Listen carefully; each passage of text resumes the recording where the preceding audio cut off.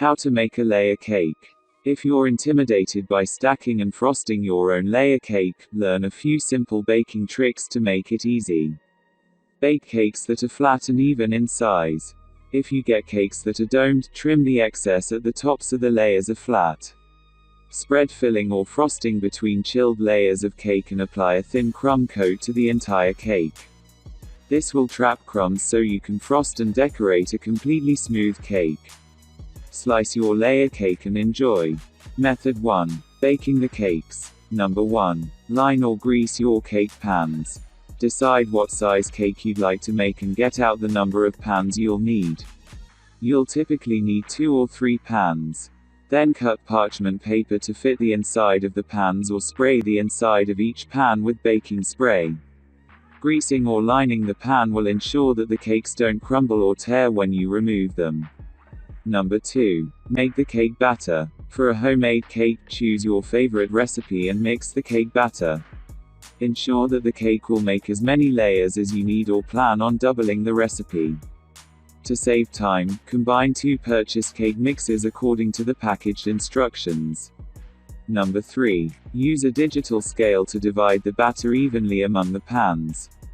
Once you've mixed your cake batter, set a prepared cake pan on a digital scale. Spoon some of the batter in and then set another pan on the scale. Keep filling each of your cake pans while you weigh them so the batter is divided evenly. Number 4. Wrap cake strips or towels around the outsides of the cake pans. Secure cake strips to the outside of each filled cake pan. If you don't have cake strips, tear an old kitchen towel into long strips and wet them. Wrap the damp strips around the outside of each filled cake pan. Number 5. Reduce the temperature to 325 degrees F 163 degrees C, and increase the baking time. To bake flat cakes that are easily to layer and frost, turn the oven temperature down and bake the cakes for a little longer. Doing these things will prevent the cakes from cooking quickly in the center and puffing up. Number 6. Test the cakes and cool them completely. If you think the cakes have finished baking, insert a cake tester or toothpick into the center and pull it out. If it comes out clean and dry, the cakes are done. Then you can remove the cakes to cool completely. Number 7. Chill the layers for up to 5 days. Once the cakes are completely cooked, remove them from the oven and turn them out onto a wire rack to cool. When the cakes are at room temperature, cover them with plastic wrap and put them in the refrigerator for at least 1 hour or up to 5 days. Method 2. Cutting the layers and making the frosting. Number 1. Trim away the excess dome from each cake. If your cakes bake faster in the center and domed up, you'll need to slice off the excess tops so each layer is even. Hold a serrated knife so the blade is horizontal and gently saw across the top of the cake so it's completely flat. Do this for each cake. Number 2. Cut the cakes into layers.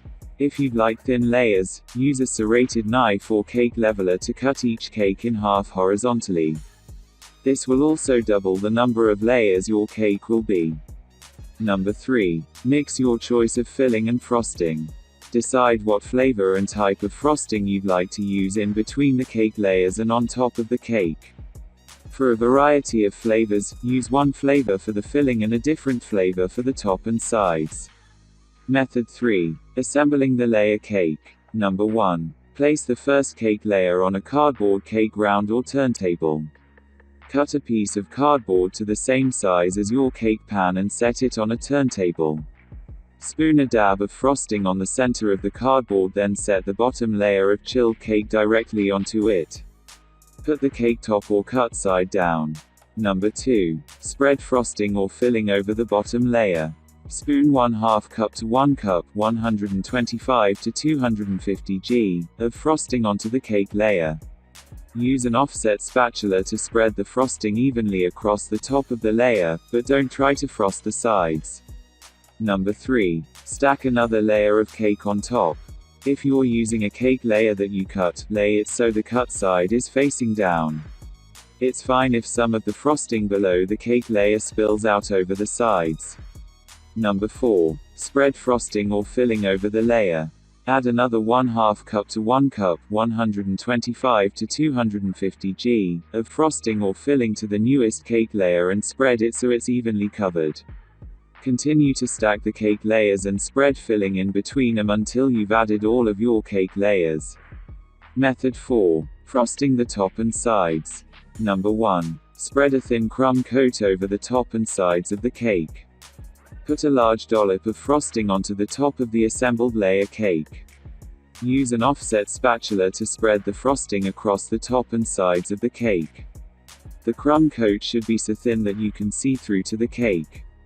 Number 2. Chill the cake for 30 minutes and frost the top and sides. Put the cake in the fridge to chill until the crumb coat firms up. Then remove it and spread the remaining frosting over the top and sides of the cake. This layer of frosting should be much thicker than the crumb coat. Number 3. Chill the cake for at least 30 minutes. Place the frosted layer cake in the refrigerator and let it chill until the frosting sets. This will make it easier to pipe frosting or add other decorations without the frosting sliding or melting. Number 4. Decorate the cake. Once your cake has been completely frosted, pipe frosting embellishments on the top and sides. If you like, sprinkle cocoa or candy sprinkles over the top.